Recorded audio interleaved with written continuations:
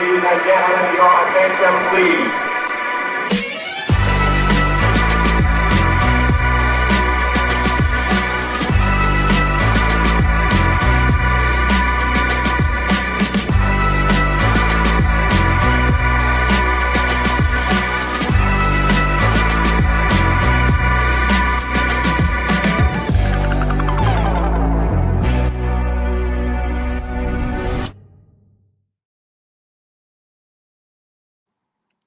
Hello, hello.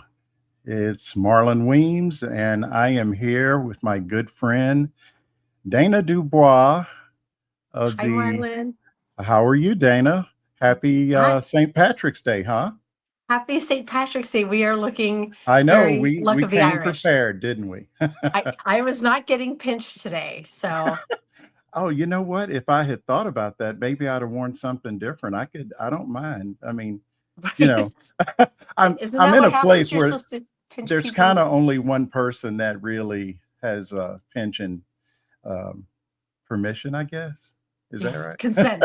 Consent. That's the word I'm looking for. So, look, let me finish with my intro. So, Dana is the co host of the Daily Whatever Show, but she is here in her capacity as a memoirist. I have been practicing saying that word. It's a funny Anyway, word. but you said something sort of interesting, and I thought it was a good sort of a lead in for the title of this episode, Memoir as Resistance. And Yes. why don't you just tell us a little bit about what you're up to and what the memoir is about and so on. Sure, I would love to. First of all, hi everyone. And Marlon, thank you. I've been so looking forward to this. I think this is the first time it's just us chatting. That's right. Yeah, I've Because done one. usually I've done one Lawrence is here. with Lawrence. Yeah, but not I'm with teasing. you. So Thank no, goodness. it's all good. It is all good. So we met through the Daily Whatever Show, which Right. is the podcast that I run with Lawrence. And this is me as a storyteller. I'm like, how far back does my brain go? I will go from here. So actually, I'm going to start here with my sad little dog who has been You've got to programmed. help her. I do. Well, she's like, I know what you're doing right now, Mom. And I get one of these to stay quiet. I have trained her. Hey, a little bribery never hurt anything. Exactly what this is. I keep joking that I'm like, Nature Naws should sponsor my podcast. Hey, don't joke. I mean, you never know. But you never know. We certainly are happy customers over here. We both come from Medium, right, Marlon? That's where I was right. debating Yeah. how far back to go. And I wish Yeah. I really I need to don't go think I find- ever saw you on Medium, though. And I don't think I ever saw you, but I wish I had. And we'll talk about Medium later in this podcast and their changes they've made to their Boost program. But I'm a Boost nominator over there. Really? Yeah, I can't. I'm not See, great at that's getting. kind of how I know Walter Ryan. Yes, that's how I know Walter Ryan too. So I started writing in earnest, writing memoir and personal essays almost 3 years ago now on Medium. Came to Substack last year when a lot of us did, when Medium changed their platform. A lot of folks left because it no longer made financial sense to be over there. And I came to Substack with Lawrence to write. We both did. I'm a memoirist. He's a speculative fiction writer. We founded Gen XE together and kind of on a whim. That was in like February. And then by late April, I was like, going live seems to be the thing to do. So the Daily Whatever Show was born. And it really became what we did most of the time. And it became very political. It was mostly supposed to be cultural and talking about our creative projects. But when the world is in a state of crisis like it's in now, it was hard to get back to talking about those things. And what I found is I did very little writing in 2025 because I was like, the world is on fire. It felt like navel gazing to care about personal essays and memoir. And so as I entered 2026, I'm not always like you have to have a New Year's resolution person, but I am a fan of a milestone and sort of stepping back and being like, okay, which way am I going and growing? And I was like, I got really angry. It happened on air actually with Lawrence. So I got really angry of like, think of all the words, the writing, the art, the music that isn't being made because we're all either actively using those talents to fight this regime, or we're just we don't we feel like stuck because it's so terrifying, all of the things that are happening in the world. And that was when this idea came about of art as an act of resistance, or at least as an act of audacity in Yeah. trying political times. And so that was my personal Substack had been just kind of languishing. Like I wasn't doing much with it. And I was like, where I really want to grow this year and what I want to contribute to the world is I want to make a home for my writing. Because at this point I had 3 years worth of work, and it's a lot of it's on Medium, but across about 20 different publications, and it's mostly behind a paywall. And then I've been published nationally in a few publications here and there. And there was some stuff on Substack, and even that was across publications. And I was like, no, I want to make a singular home for my writing. And I'm calling it I Write Out Loud, both because it's an act of audacity, because as I publish each story to I Write Out Loud, I read it out loud. Okay. I do the narration. You can Right. also listen to the AI one if you want, but I wanted the stories told in my voice. And in speaking them out loud, what I've come to find is like, I feel like I'm almost putting a spell out into the world if I can get woo. Ooh. Like it feels very powerful to revisit the words that I've written over the years, and also these new essays that I'm still publishing. And what I didn't realize when I first did it, but I've come to find in these, like, I think I'm in week 7 now, it's still pretty new, is that as I'm sharing stories from my archive and new ones, I'm finding that they are forming narrative arcs, right? They are pulling together these narratives. And so I'm finding that I did an 8-week series that I'm calling my reentry into dating after a long-term relationship. I was publishing those stories in real time as they happened, Mm-hmm. but I came to find, oh, they actually formed a 6-month arc. And now I'm in the midst of a 4 essay series about parenting teen daughters in the era of Epstein. It led with a news story last week, and then there are I 3 saw from the that I month. saw the title of that story. The Yeah, one that's that, yeah. and so that's what I have been doing. And that's why when you were like, will you come on my show? I'm like, can we pause and talk about like writing, but writing is this audacious act because for me at least, memoir and personal essays are not navel gazing. They're not like one time my grandmother did this thing and it was sad. They're bigger cultural conversations that I feel like I'm a dot connector. I recognize patterns, and in writing these essays, they are asking cultural questions, especially when we look over the 3-year span, because that's the span of thinking Trump was gone into Mm, realizing he was coming back, and now living in this new reality, which is like some of the stories from 2 or 3 years ago, they kind of make my heart ache as I look back at them, because there was a presumption of safety and of having gone through something horrific politically that was over, that yeah. is obviously now not over.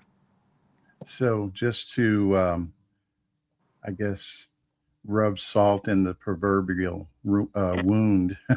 I heard this morning. I was driving and I heard on the radio. I guess there's some poll that has come out, Oh no. and it's asking people who voted for Trump if they could do it like right now. If the election were right now, how would they vote? Yeah. And Kamala wins by like 8 points. So darn those people. Oh my God. Why Right. couldn't they have just seen it, But anyway, I I don't cannot really, fathom how they didn't see what was coming. they saw it. They just didn't care.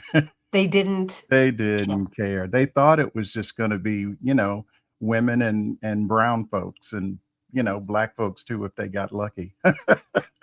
So they, Right. there's no way that they could not know, because I know I told a bunch of them. But anyway, I don't want to really sort of veer off into that, because, I want to talk about. So is the memoir, is it 100% going to be on, just on Substack? Is that because a lot of people do their memoirs? I've been working on one for, well, I'm giving George R. Martin a run for his money in the late in the late book department, because I started this damn project probably, I don't know, 4 years ago. But it's like you said, though, Yes. I've got this newsletter, and you keep that, you got to keep that going. And then they allowed me to get on, live stream. And like you say, I enjoy doing this, but at the same time, there's just 24 hours in the day, right? And there's only so much you can do. And one of the things that I'm, like you said, not a resolution, but just definitely a goal, is to just finish the damn thing this year. So you're writing a book. I'm writing a book. Yeah. That's beautiful. Well, thank you. It's, you think your story is the most interesting one. Right. So, I started. You have fascinating stories. You do. All you got to do is live long enough. My grandmother used to tell me that, and I would laugh at her. And now I'm like, okay, I get it. But so, I've got this weird career that is almost, it's 30 years in finance, and almost down the middle, half in the deep South, half actually on Wall Street. It's not exact, but it's pretty close. And so my thought is that it might end up being 2 books, like one about each half, right? Interesting. And so what I'm doing now is I'm actually on the back end of telling the Little Rock story, and how I came to end up in New York, which was just totally, who would have guessed, right? And so, yeah, I don't know, 55,000 words into a book, and I just need to finish it. And I know That's amazing. Well, I know how it ends, but I just can't seem to find the time to just go ahead. And it's going to be one of those things, you've heard my sob story about breaking my leg, like during the holidays. And so I'm still kind of dealing with that. And in my head, I'm like, once it's all fixed and the doctors, I can get off pain meds and all that stuff. Yes. I'm just going to go. There's a little smoothie place that we love that's in the neighborhood, and I'm just going to go sit in there all day and just finish it. I got a laptop now. I got no excuse. But imagine, I've written 55,000 words on my phone. That's amazing. And that's because I didn't know it was supposed to be hard. You know how it is when you don't know. I do. And I kind of want to nerd out with you about this. When you were talking about being 2 books, I'm like, maybe it will be 2 books. It depends what the could be story one. is. Because I feel like it's rare that the right way to write a memoir is just linear, right? Or just to tell a story, even just in one essay. I rarely am just like, this happened, then this, then this, then this. Never. It's always, and I feel like the tension in your book is probably this duality of your life. But I don't, I don't know. I can tell you, so there. It's not. It is linear, but not totally, because I tell like the story, my career story, and how, how the hell does a guy with no college dropout end up, where I ended up. But I don't know, I guess every couple of chapters I go back and I talk about my, growing up and my relationship, especially, with both of my parents, but, my mother, and they're both gone now, but my mother was, if she were alive now, she'd probably have a Substack. She'd probably have a newsletter, because she was just like always. She built like a little catering business, and then she talked one of the local clothiers into sponsoring her, and she started doing fashion shows. And this is in the 80s, and so it's crazy. But on the other hand, my relationship with my dad was like really not that. It was on and off, right? And usually the on part was when he thought he could get something from me. So and so anyway, all that to say, it's not totally linear. You know, it's one, I guess if you're watching a TV show, it's one of those where every once in a while there's a flashback, Right. you know? Yeah. Yeah. And so I don't know. It's totally new for me. It's not the way that I normally, you know, you've seen my stuff. It's pretty, I don't know, kind of nerdy, I guess. Right. I think of you as more of a journalistic, like informational, Hmm. expository writer, and this sounds like true memoir. So Yeah, yeah, you're it's for versatile. real. Yeah. Well, It is you for know. real. I I have written, I wonder how many, if I took all my essays and put them into, like, I've had people be like, you should publish some of these as books on themes, like these arcs I've that I'm heard that working someone through, said that to me too. Like right? maybe And I'm the like, oh, sorry, go yeah. ahead. Oh no, I mean maybe, you know, because I don't always write about finance. Every once in a while I'll write about something, oh, you know, childhood stuff, growing up Yeah, under Jim Crow or whatever it might be. And yeah. um I mean, if I had, you know, the motivation, I guess I could just make like an ebook. That's probably a good idea. Maybe something to give to, you know, paid Subscribers. subscribers or something. I don't know. I have, I my AI bot has suggested that I do that on Ko-fi. You know, Hmm. like if somebody signs up for this, you should make a little Canva ebook. And I'm like, if I'm gonna write a book, I want to write a book. A And book book. I actually do have a book that I may be co-authoring. Oh, really? Tell me about it. Can you talk about it?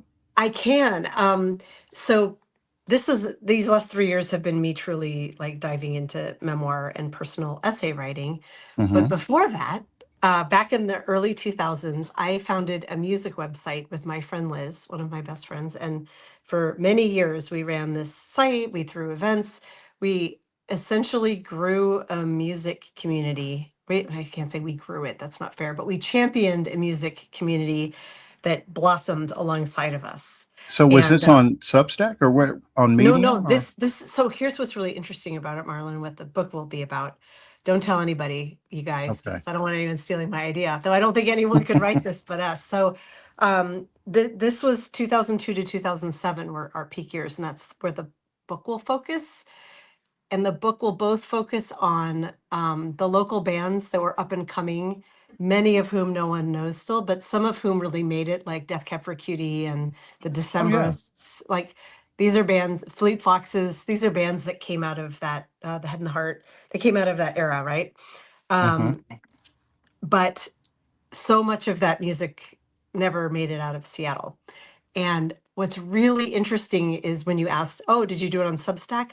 I hand coded the HTML to build the site, Marlon, because it was Whoa. 2002. Oh, There okay. were You no, had no choice. Yeah. there, not only was there no Substack and no Medium, there were no real blogs yet, and there was no social media. And so Liz and I Oh, grew the a good very times. real, we were called Three Imaginary Girls, a nod to an homage to the Cure's Three Imaginary Boys. But it was also that we were your imaginary friends going to the shows and telling you about them. Mm, And we created something very real that we had no idea was right on the cusp of the whole world changing, mm. And right? this was, I'm sorry, what year was this? 2002 to 2007. So the book ends Okay. when my first daughter is born at the start of 2008, when our favorite rock venue where the idea was born closes, and with the birth of the iPhone. They all happened Mm. at the same time. And And the financial crisis. the financial crisis, and Seattle getting so much more expensive that we can't really support artists and musicians here easily anymore. And Man. so this is what's going to be the complicated part of the book, is how to tell the story of who we were and what happened, and talk about the music and the excitement and what it was to be women in a male dominated field where there were no other voices but like the three real publications, and we were imaginary. Hmm. But we were also just doing this out of love, and we didn't have a business plan, and our lack of, like, everything grew up around us, including all of the opportunities that came to us, and it kind of sunk us because we didn't have the tools to make it, to do it properly, so it all just sort of stopped. Yeah. But also, like, influencers before that was a thing. Like we were literally voted most influential in Seattle music in 2004. Like we were Get a out. 2-page spread in Seattle Weekly magazine. Wow. And it's so hard to find anything from that era because we built this amazing social community before there was social media. We were three imaginary girls, but it was kind of the last era of being real Mm. because we were I'll taking bet it notes was on. a whole lot nicer community, huh? Oh, it was such a wonderful community. And yes, Well, no Amanda, it's bots, definitely a no, Cure reference. no bots, no, Yeah, right. You weren't fighting spammers from Russia coming in and being like, well, you suck. You're ugly. You're uneffable.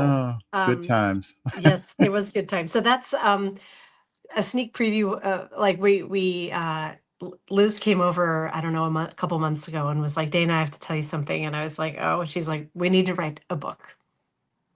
And I was like, oh my God, we do need to write a book. Like one of the greatest, I mean, Lawrence is also my creative partner, but Liz is unquestionably like my creative partner. And we don't see each other that much because life got bigger, right? We have mortgages, we have Oh, children, we yeah. have all the things. But I was like, we need to make space to do this. So we're hiring someone to help us pull together a proposal to really try to do this. So you're hearing it first now. I wasn't I planning know, to talk right? about Breaking this. news. It is breaking news, but it's going to be a really big challenge. As someone writing a memoir, I think you'll understand this, and probably a lot of other folks in the chat. And Amanda saying the end of real is such a great title. It might be the title. We don't have a working title yet, but I do love the I play like off that. of imaginary girls and then creating something really real that ended like that. It wasn't just that what we did ended, it was the whole era. Everything changed. So, but trying to write memoir where it's two people writing, first of all. So I've never really done that. And is it like, are we writing as a royal we, or am I taking the pen and then Liz is taking the pen? And I are was we just going to writing? ask, is it like you write a chapter, then We she have to writes figure one, this or? all out. It's still all in the early stages. But there's Liz and Dana from 2005 who want to put you immediately in a scene and where we are so that you can feel it because it's live music and it's events and it's like rock and roll, blurry fun, right? But also we're now narrating it from 2026. So there's sort of four voices plus the Okay. fifth voice, which is the editorial we talking. So what I suspect will happen is that we will pass the pen but we're going to have to make it clear of like, I will probably take the chapter about X and you will probably take the chapter about Y, but then there will be, I think it's going to look like a zine because it should, because of what the subject matter is. And so there will be like sidebars of like, as we're writing from maybe the perspective of 2005, there will be a sidebar here of like, in 2005, the average apartment in Seattle costs X. Yeah. Yeah. Or like, hey, this is who we were listening to. Like, here's the soundtrack. And I feel like there's so much ability to be like, click to Spotify, go to Spotify, or I hate Spotify, but this I know, yeah, source but I know what you mean, to though. listen to That would these be like an bands. interactive kind of thing. Ideally, like, let's put out a record of the music from this era and have a record release alongside the book release and a show, because of course we would throw a show. We always did. So, I feel like I have gone on to become a memoirist. Liz married one of the rock stars from the era. They're still together Oh, from her favorite bands, and they wow. host a radio show on a little indie radio station here, and it's on SoundCloud. And it's about indie pop songs it's called Pop Songs Your New Boyfriend's Too Stupid to Know About, which is the name of her husband's band's one of their songs. But that's the whole idea, is it's like the bands who have fewer than 300 listens on their YouTube reel, but you really need to hear them. Yeah.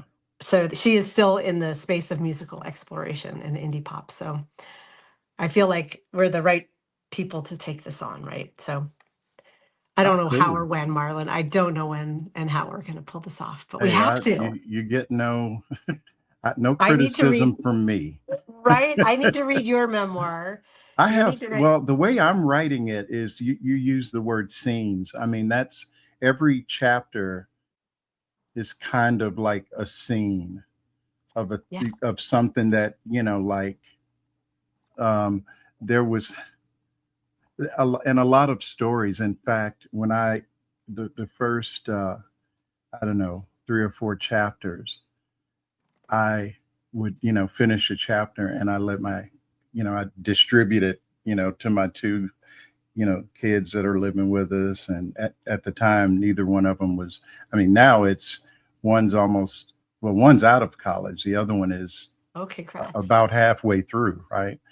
So I would, just give them a copy of the chapter and just let them read it and see and it occurred to me early that, okay, wait a minute, I wrote how, like shit I was actually doing. Yeah. Do I want my kids to know? I mean, so yeah, they've got blackmail material, but Right? yeah, because I mean, I just remember because this was the 80s, okay, and you think you can live forever, so you're doing all kind of shit that you wouldn't Yeah. do now, No. but I'm keeping it real, and so I talk about just wild stuff, and my kids would just be like reading it, going, "Dad, I do Dad," wonder. looking at me like, and so after the third chapter, I had pretty much lost the authority to parent my children. Oh my gosh, what's like the third wildest thing that you did? Oh, the I don't know third if I could wildest. handle. I don't know if I could Uh, handle the wildest. So So, so, so there was. I started off at a firm that was a startup, which okay. there were a ton of them, and at that time, I remember reading at one point that like 1 out of 5 employable males was in the bond business. I mean, like Oh wow. not insurance, not like jail bond or bail bonds, but like, mortgage-backed securities. That was the Mhm. hot thing. If you've ever heard of Liar's Poker, that's Yes. Michael Lewis. That was the era that I started in, and the firm I worked for only did that. And they literally were hiring. They'd go to a car dealership and look and see who the best salesman was, and Oh you my. you want to make 100 grand a month, come with me. That kind of thing. 100 grand a month? Where There people were really there were guys that I knew in the 80s that were 100 grand a making, month? that was a low number. Um, Oh, there was a fucking hell. That just makes no, me angry. I mean, I hate, and you know what? Most of them are either broke, dead, or in jail. I mean, Fair. honestly, but it was just at the beginning of the era when everything started getting financialized, Yeah. and so a lot of drugs. I'll just kind of a lot of drugs. A And lot of drugs. honestly, looking back, I'm just like, man, how did I escape? Like without really Yeah. just going over the edge. But okay, so here's a crazy story. Okay. Um, so they, I was a neophyte. I'm a new guy, and they would Sure. give you a mentor that, you watch what that guy does and do what he does. Okay. So that guy, we got to be friends, and he would pick me up after work, and we just go, it's before I was married. We'd all just go get in trouble. So one Oh day he yeah. takes me, he says, we need to go by so and so's house. And it was like a guy that was sort of our boss, kind of. And, Sort of and our well, boss, it kinda. wasn't official. It was just like, if Paul says do something, you do what You Paul do. says, that kind of thing. And so Fair. he's got Okay. this really nice house. I did not mind going to Paul's house Right. because he had a very beautiful wife. I mean, I can't even, honestly, she would come to visit him at work, and everybody would just stop what they were doing. I think, and she was really exotic. I think maybe she was Brazilian or, something like Wow. that. Yeah. And so, yeah, let's go by Paul's house, and we go by there. And what Yeah. I didn't realize was this was a drug deal. Okay. So Okay. we roll up in Paul's house, and, his wife is there, and she's, oh, come on in. And kids are running around everywhere. And she's, oh, No. Paul's in the kitchen or in the dining room. And we go in the dining room, and Oh no. there's the guy that's, kind of my boss, and he's sitting at the dining room table, and he's got a shoebox, and No, there's this big, gigantic white brick of cocaine in the no, shoebox. no, no. And next to the shoebox Run, is Marlon, a run. 357 Magnum. And I'm like, what the fuck am I doing here? I, I don't want to do this anymore, you know? So yeah, I you mean, know, race had to be part of that too, where you're like, I, the cops show up. well, I'm gonna yeah, I show up. guess I'm the guy who sold him, forced him to take these. Yeah, but it was, Oh, and you know, needless to say, I just never looked at him the same way again at work because I'm like, this oh my dude's a God. freaking criminal.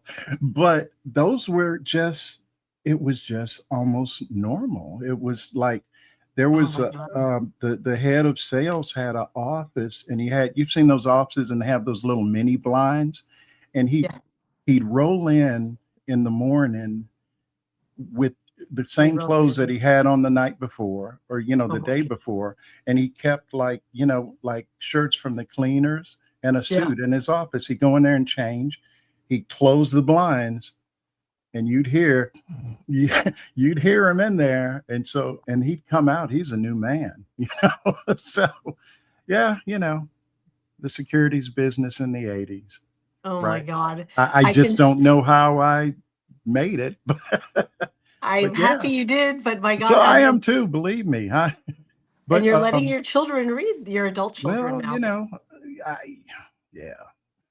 They can know the So real yeah, you. that was. I mean, but it was, you know, it was just Miami Vice, but in Little Rock. Oh my God. Well, I mean, think about Well, this. People just had way too much money. they did. There were guys. I started to say this.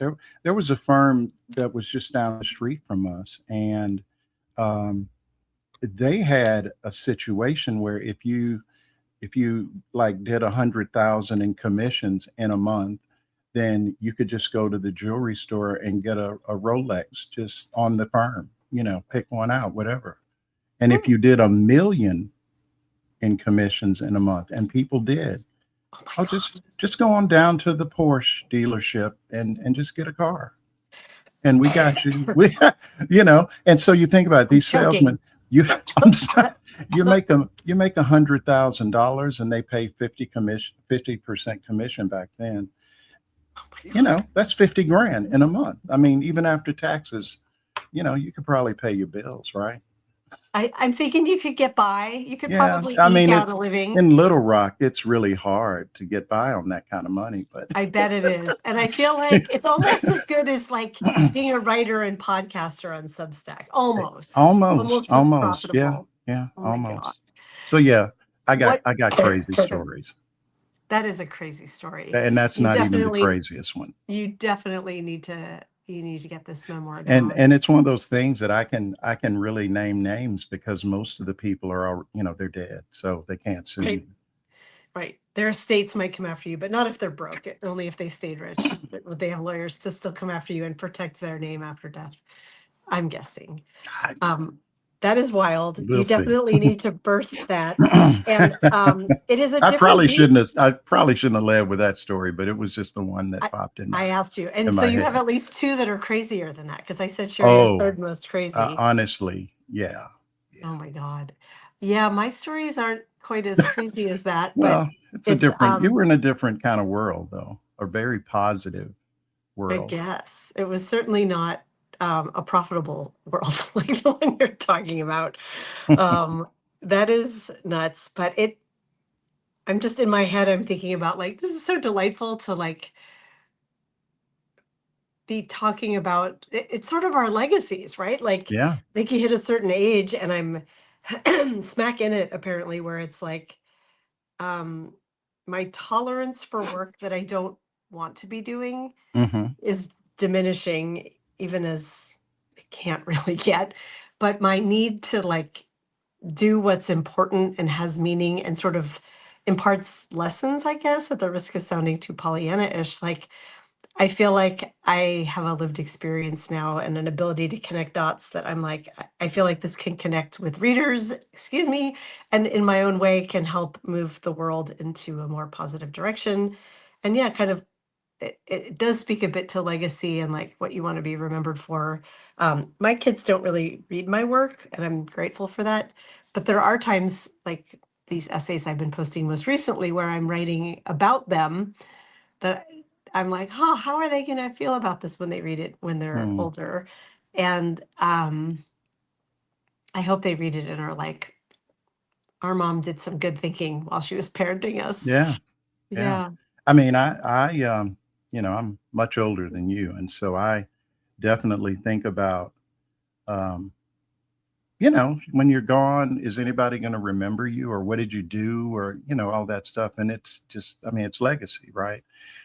In my case, it's really gotten kind of interesting because being from Arkansas and, Sarah Huckabee Sanders is the governor now. And Right. it's just really, really sort of descended into, Yeah. just like country MAGA, right? And so this is actually something that I'm dealing with right now. They're erasing me in Arkansas.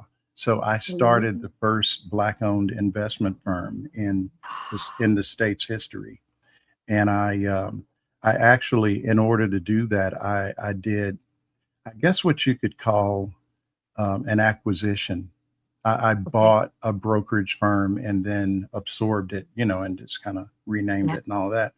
And there's like no record of it. And there's a, pardon me, there's the Mosaic Templars um, Arkansas Heritage Museum, right? Yeah. And it's focused, the Mosaic Templars were like this Black organization. And, back in the like real Jim Crow era, that Mhm. was a gathering place for, for Black folks, Yeah. professionals, and, folks from out of state and all of this. And so now it has been absorbed into the, Mm. under the umbrella of the state of Arkansas, like tourism and all of that.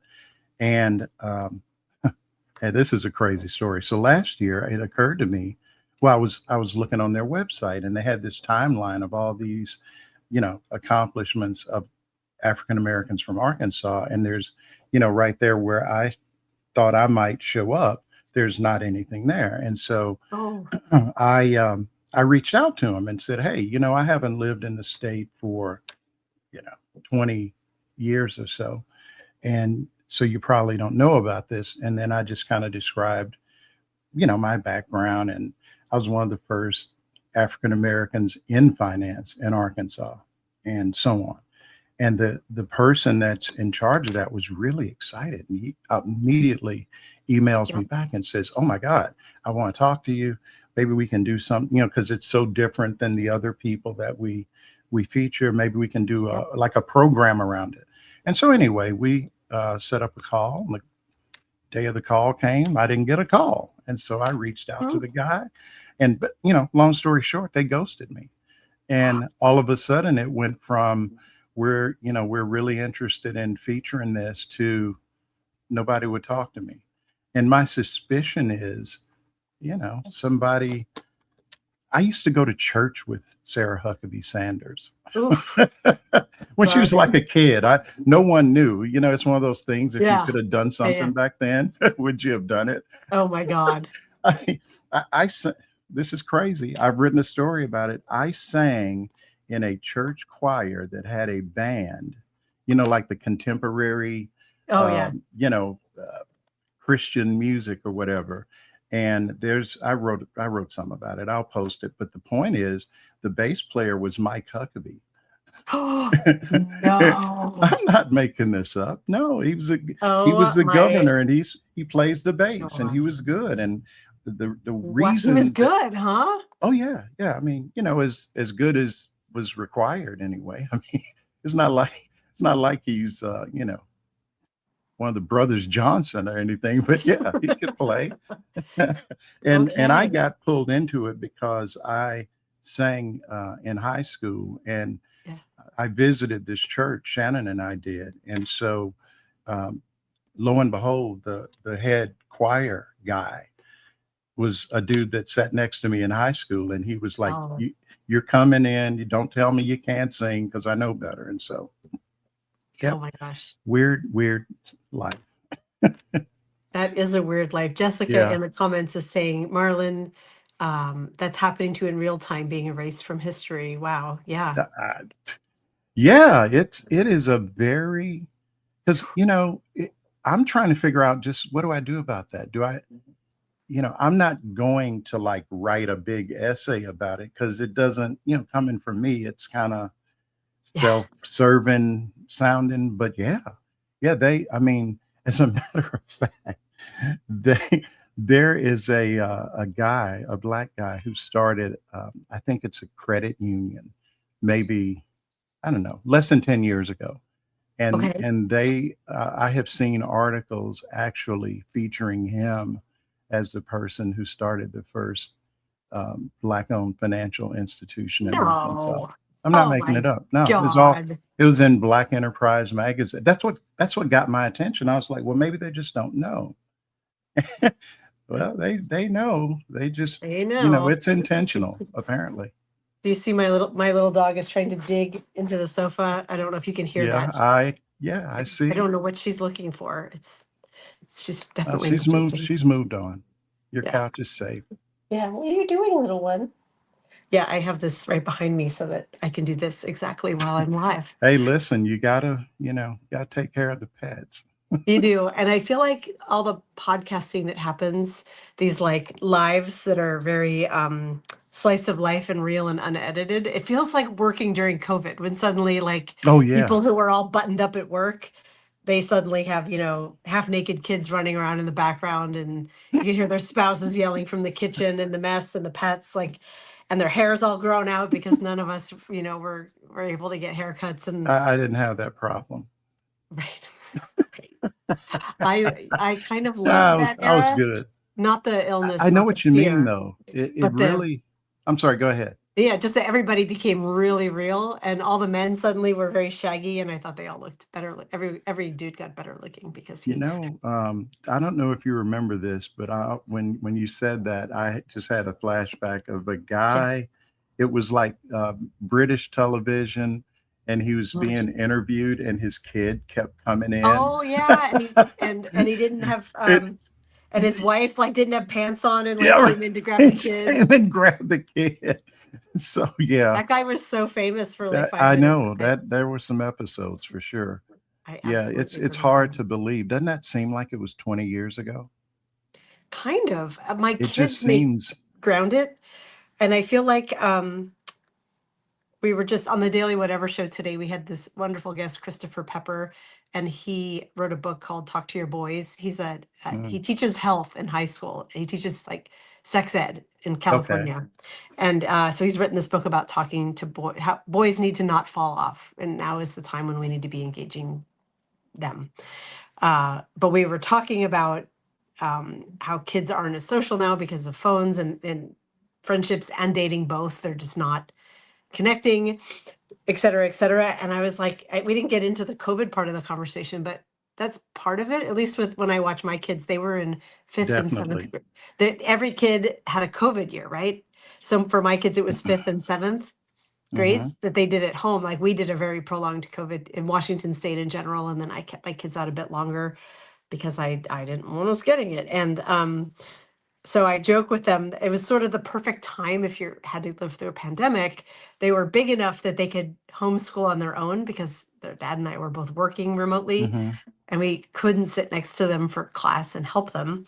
But they were young enough that they didn't. It wasn't like college prep years. They didn't miss Hmm. out on their homecomings or their proms.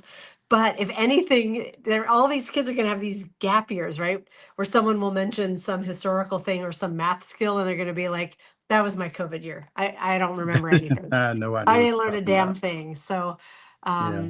but those kids, I mean, my kids are now a sophomore and senior in high school, so I feel like they're catching up, especially my eldest. She's always been pretty socially adjusted, but I can see in these kids that they are slower to milestones, slower to Hmm. date, and I feel like it's because they had this formative year gap. Yeah. They- I mean, my daughter Yeah. was in high school, So, it and was I critical just years. feel so bad for her because she Yeah. didn't. really date. Yeah. She didn't have a prom, all that kind of stuff. Yeah. And so when she finished, COVID, we had started coming out of it, but like you said, it was 2021. I really was not ready to just say, "Hey, go off to some out of state school." And so, with her, what we did was junior college for 2 years, and then and because the first year was all online anyway. I think she had one class that once a week she had to go, and Hard to and justify the expense of a big I, fancy college when they're not I, even I there. guess, but no, the crazy part was because so many kids, at least in North Carolina, were just skipping college altogether, and Mm. the legislature was in a panic about it, and they just started throwing money at us. So Ah, so yeah, just to get kids, you don't have an excuse. All you got to do is fill this form out, and we'll cover you. So oh my gosh. her tuition was paid. I mean, Ah, she's an so art nice. student. There was like, some money for that. And they even had a travel allowance. So she Ooh, got like $1,500 just, and for her, it actually was meaningful yeah. because her second year, we're on an island. So she was having to drive 20 some odd miles, and back every day. And I mean, we bought her a car with her scholarship money. That's It was amazing. it was a transportation allowance, so we got her some transportation, and That's fair. I mean, that's what you do, right? As yeah, someone facing down college costs and I have making some no hard shame decisions. whatsoever about it. No, I'm like, damn, I wish someone would give us some. Hey, tell me about it. And I mean, we've just been tremendously fortunate with our kids because our son is he's in North Carolina State on a full scholarship. Ah, it's I amazing. mean, and you know what? This is crazy. So we had decided that he was going to do the junior college, and then Yeah, because he had no idea what he wanted to major in. yeah. He's the opposite of Hallie Claire. Benjamin is like math. He hates physics, but somehow he still makes B's in it. So Yes. um so one day I get this, because we applied for all the state schools, and I get Yeah, this a letter, a bunch of letters from North Carolina State, and I'm kind of going through them, throwing them in the trash. And there's this right. one, and I'm like, wait a minute, this looks like it might be official or something. Let me see what it is. And it's a letter awarding him a full scholarship. So, Oh my gosh. so I Glad you didn't throw almost that one threw it in away. the trash. I really, and it was so much of a shock. I read it and I kept looking at it, and it was like my brain wasn't accepting that I was going to get something for like to pay for my kids' college. And I'm like, Shannon, could you read this? Because I don't think I'm reading it right. Yeah. I mean, it's made you can imagine the difference for Oh, I him. can. I Yeah. am making an expense spreadsheet right now for my daughter's I mean, top North choice school. Carolina State, you're talking 25, 30 grand a year, easy. One, all in. And yay. So yeah, my kids I- are squared away, and Good. I'm sure they'll probably won't be speaking to me 2 or 3 years from now. They'll be Oh, off so on their own, and they will still I'm speak I'm to you. just kidding. How could they They're not they're want to not speak to they're their not party going dad anywhere. with all the cocaine stories from I the know, right? 80s? It's, Dad, tell us another Oh, drug it's just- story. right? Oh my gosh. That's Yeah, and you hilarious. know what? After about chapter 3, I stopped printing off the chapters and just I think that's probably smart. probably I wise. I think so. Folks in the Yeah. chat are talking about our daughter's artwork that you showed your daughter's Oh artwork on yeah. Nick's show today. Yeah. I haven't seen it yet, but I would love to. And I last night on a whim posted my daughter's current piece, which is about 80% done. She's making a Beowulf themed black and Ooh, white sketch for her okay. I want to beloved see language that. arts teacher. She goes to a very small school, and so she's had the same teacher 3 of her 4 years for language arts. And he has made a writer out of my child. And Well, I'm that's so happy great. about it. But this illustration is He's going to lose his mind when he sees it. It's so Beowulf good. is one of my favorite stories. I grew up and I was really into Definitely. mythology, really Oh, I big. did not know So, that about yeah, you. you know, crazy. I know. I'll Kid see if going I to a can. segregated school reading, Norse mythology. What's that all about? Because why not read Norse I don't mythology know. I when you're don't even, segregated at I'm school? not really sure how I got into it exactly, but that kind of segued into comic books and stuff because it's really mythology too, in a way. I don't know if Yeah, you've ever seen that movie Unbreakable. I It's have not. oh, it's really other than M. Night Shyamalan. Am I saying that right? Shyamalan. I'm not He's sure. Yeah, he's the guy. I See Dead People. The gosh, what's the name of that movie? Anyway, Oh, The uh, uh, Sixth The Sense? Was Sixth that a Sense. Yes, Yeah, yeah. he's the guy behind and that and to me anyway, Unbreakable is the only other movie that he's made that's really really good. I won't spoil it for you, but you Please should. don't. It's probably on Amazon Prime or something or one of them. You Okay. should go out of your way to watch it. It's interesting. It's not going to be what you think either. All And right. yeah, it's a good movie. Good to know. While we're talking about things that we've birthed lately, Mhm. my memoir site, which is it okay if I put a link in the chat? I think I did earlier Absolutely. Go to for it. I'm gonna put this is just my like the homepage where you can Yeah. see all of the I read out loud. Oh, Lynette says, Dana, I'm late because I was listening to your latest story. Oh, Lynette, you're so sweet. I am going to put a link to this story. Um, this is so my stories on I Write Out Loud are both from the archive and new Hmm. work. And the one I posted today is from the archive. It's supporting this narrative arc that I'm doing around um, raising teen daughters in the Epstein era. And I'm Mm, using Epstein as just sort of shorthand for sure. all of the erosion The of catch women's all for rights that Me we're Too seeing. and everything. Yeah. And thanks, Robin, for calling my daughter talented. This essay, this is a really interesting one to reshare because it was on Medium. I posted it to Substack about a year, not quite a year ago, because I haven't been writing that long on Substack, but many months ago. And it was on the then Gen XE website, which is now just the Daily Whatever Show.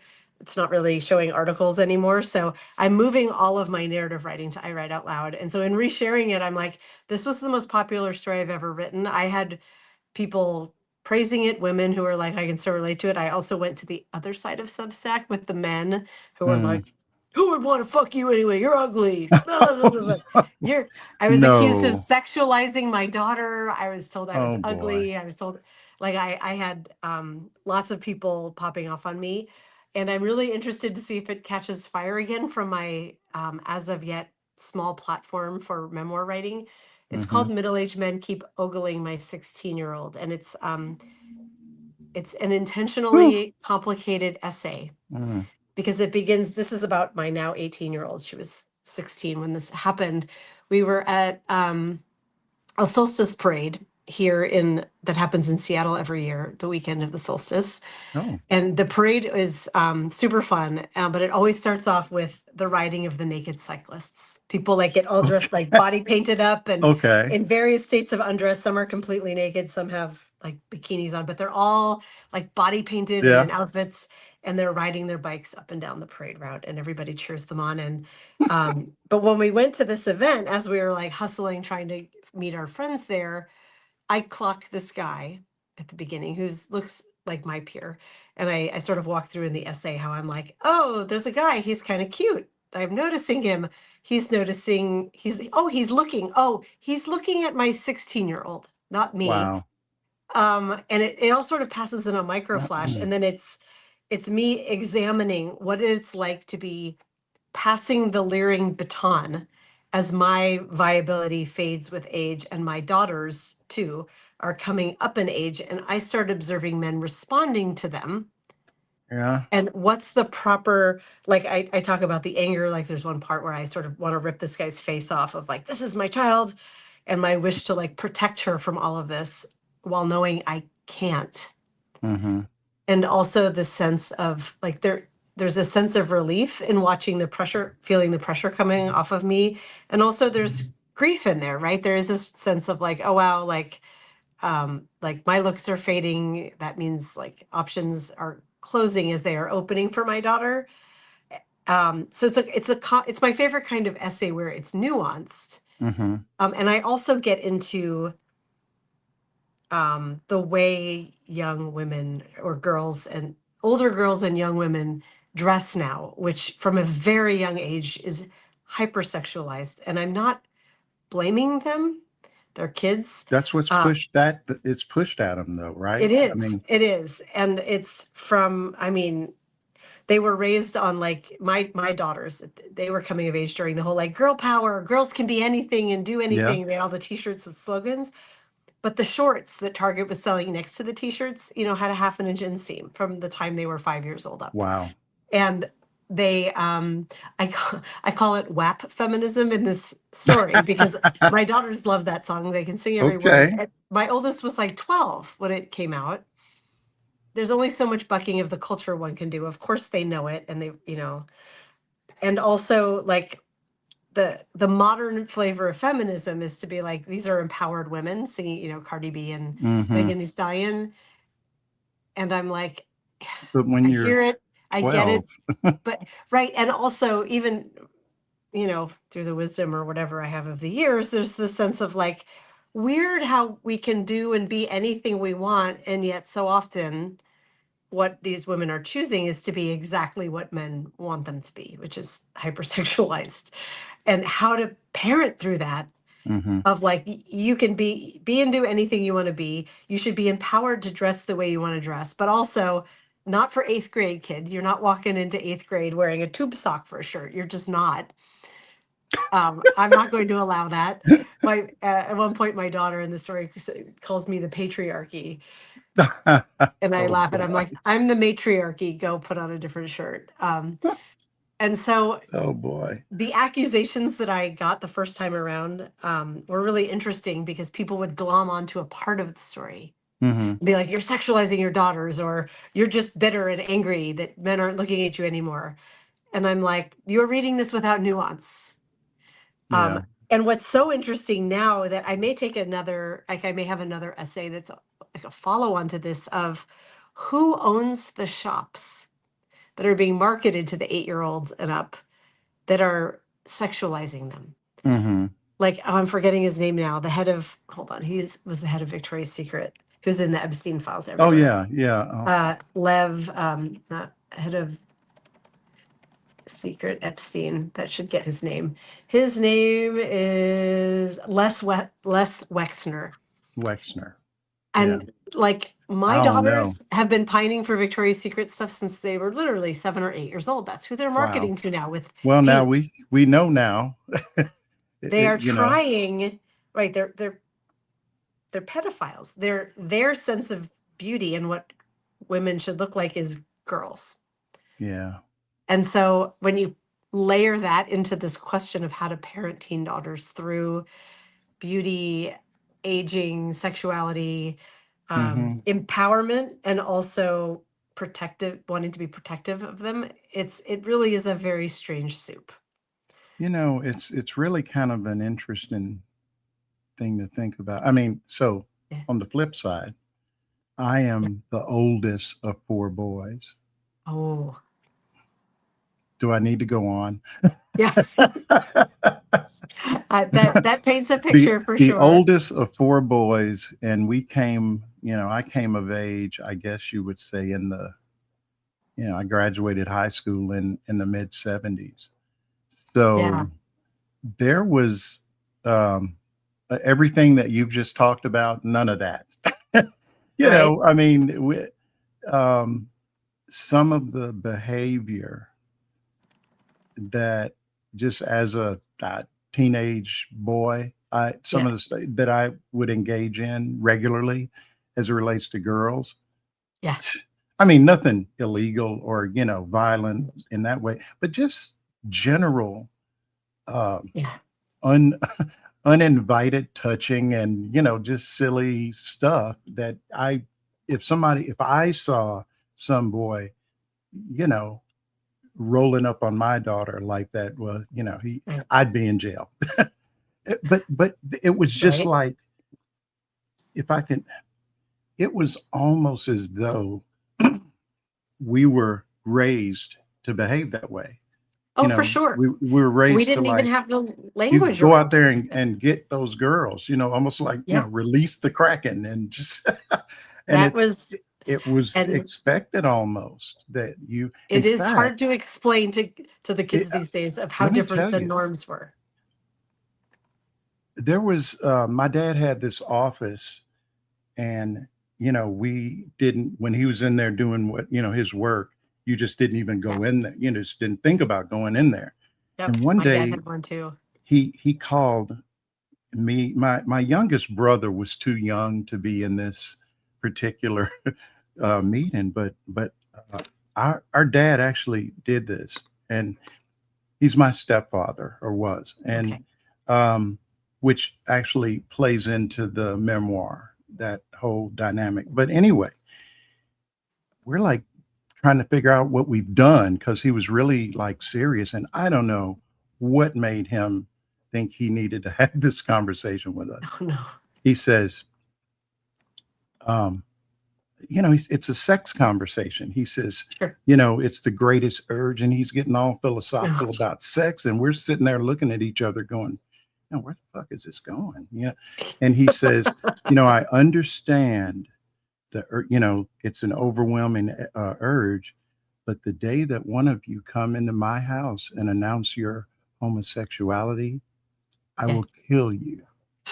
Oh And we Jesus. were just like, "Oh, okay, Dad." Oh Yeah, my thanks. God. Oh yeah, it was like the most, Wow. just out of, and I don't know what caused him to feel like he needed to just give us that, you Right. know, scare the shit out of us. I mean, I hope and were you any of know, your brothers gay? no, that's, well, if they were, I They were think scared he the shit out scared of it them. right out of him. I Wow. mean, he threatened to kill Oh my us, you God. know, and he Jesus, wasn't I'm sorry. kidding.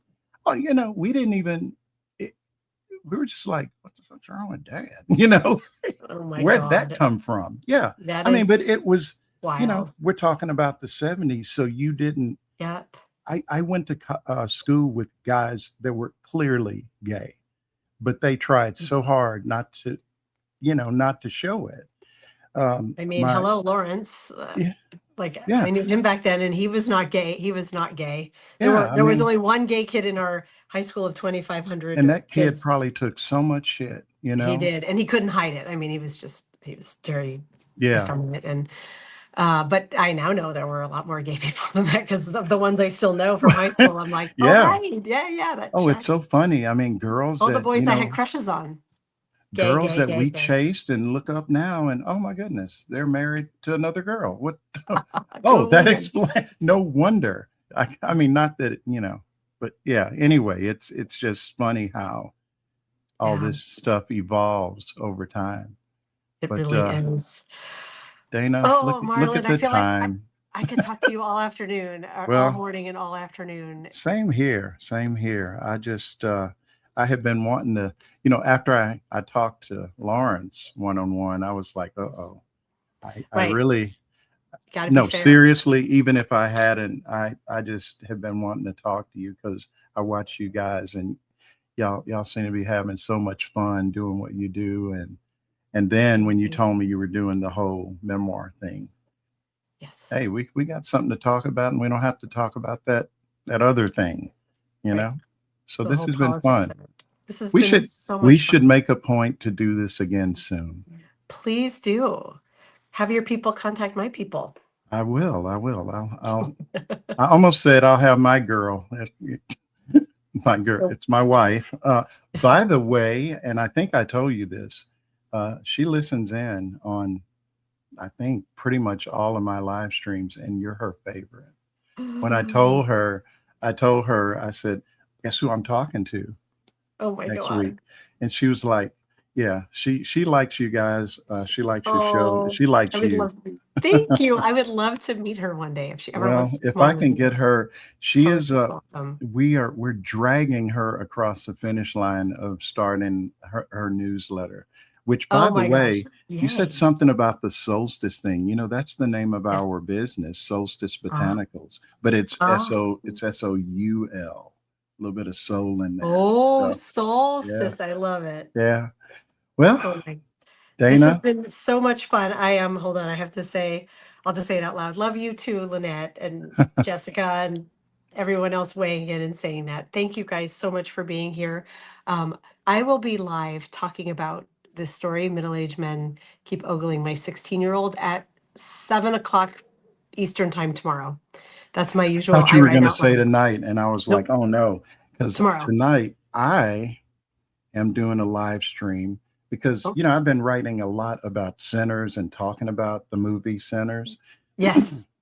and totally forgot my brother has an exhibit. He's got a nonprofit called the Music Education Initiative, and they Okay. like work with a lot of, like old R&B and Oh, blues entertainers, and basically one of the things they do is, train people to do like the non-musical stuff, like yeah. roadies and that kind of thing, right? Yeah. And so tonight I am going to be talking to him Oh, I because, love that. well, he has an exhibit in Northwest Arkansas, and Okay. it's a juke joint.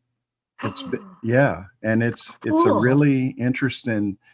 He's had it for a couple of years, and it's a replica of an actual juke joint that Okay. was, and it goes back to COVID. The way that he ended up with it is that it was going to be something in the Clinton Library, and then COVID came along, and the person that created it reached out to him because they were going to throw it away.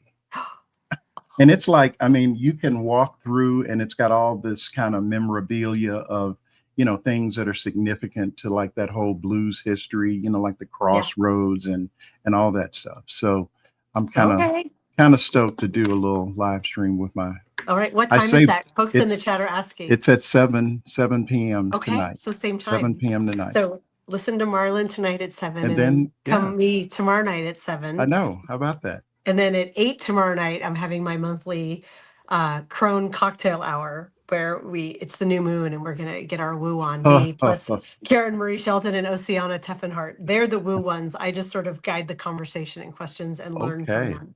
All right. So Well, folks, I got hope lots you coming on. enjoyed it. Dana, thank you again for coming on. And Thank you. Oh, and tomorrow on the Daily Whatever Show, Nabil Ayers, Roy Ayers' son, author what? of My Life in the Sunshine. Oh, stop. Do you It's know going to be Nabil on your Ayers? show? He's on our I know show tomorrow. Roy Ayers for Yeah, sure. it's his son. They never knew each other, Wow. but he wrote a beautiful memoir Oh about it. man. And I'm he's gonna have to someone I check know through that out. Seattle music for years. So Oh he's on man. Substack. And I was like, Nabil, you got to come on my show. I So tune in love tomorrow. Roy Ayers so much. That Everybody Loves the Sunshine kind of hit when I was a freshman in college. And that Yep. was just, you could be walking through the dorm and you would just hear it playing, people with their doors open and all that Hold stuff. on. So. Do you know his book? When I put in, I slightly got the title wrong and it pulled up. Isn't that the name of his book? Hold on, I might be saying it wrong. The book is called My Life in the Sunshine, Searching for My Okay. Father and Discovering My Family by How Nabil about Ayers. that? All Oh, he's right. great. So please tune in if you're a fan of Roy Ayers, especially. Absolutely. I am one. In fact, my wife gave me, this is a long time ago, a cassette. Everybody Loves the Sunshine for, I don't know, some Father's I Day or love birthday that. or something. There's the link to the book in the chat, and I will DM it to you Perfect. too, so you have it because Okay. it's a wonderful piece of memoir writing. And yeah, okay. All right, folks. Well, Thank you you know so what much, you need to be everybody. doing. You need to be 7 o'clock tonight. Check me out. 7 o'clock tomorrow. Yep. Catch up with Dana. Subscribe to that guy, Marlon. Oh, subscribe to that gal. Dana, Always a love you. pleasure. Talk to you soon. Take Talk care. to you soon. Bye. Bye-bye.